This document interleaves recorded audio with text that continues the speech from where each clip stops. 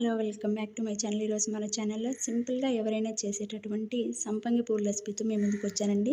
The best ever snack అనమాట. ఇంకా 10-15 డేస్లో స్కూల్స్ స్టార్ట్ అవుతాయి కాబట్టి పిల్లల కోసం ఇలా చేసి ముందుగానే రెడీగా పెట్టేసుకోండి.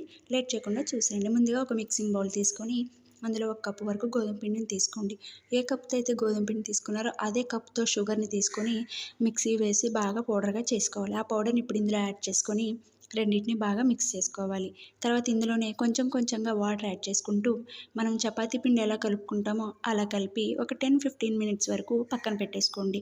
తర్వాత వీటిని మరీ మందంగా కాకుండా మరీ పలుచగా కాకుండా మీడియంగా ఒత్తుకొని ఇలా రౌండ్గా మనము కట్ చేసుకొని పక్కన పెట్టేసుకోవాలి. తర్వాత వీడియోలో చూపిస్తున్న విధంగా షాక్తో కానీ స్పూన్తో కానీ మధ్యలో మనము కట్ చేసుకోవాలి. కట్ చేసుకొని దాన్ని ఫోల్డ్ చేసుకోవాలి. వీడియోలో చూపిస్తున్న విధంగా మిగిలినవన్నీ కూడా ఫోల్డ్ చేసుకోండి.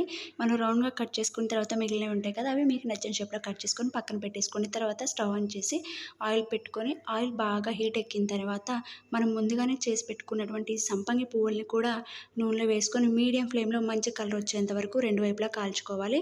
అవి కాల్చుకున్న తర్వాత మిగిలిన పిండి ఎక్కడైతే నేను చిన్న చిన్న చిప్స్ లాగా కట్ చేశానో అవి కూడా నూనెలో వేసుకొని కాల్చుకుంటే ఎంతో టేస్టీ అయినటువంటి సంపంగి పూలు రెడీ. మీకు ఈ వీడియో నచ్చితే లైక్ చేయండి, షేర్ చేయండి. అలాగే మరిన్ని వీడియోల కోసం సబ్స్క్రైబ్ చేయండి.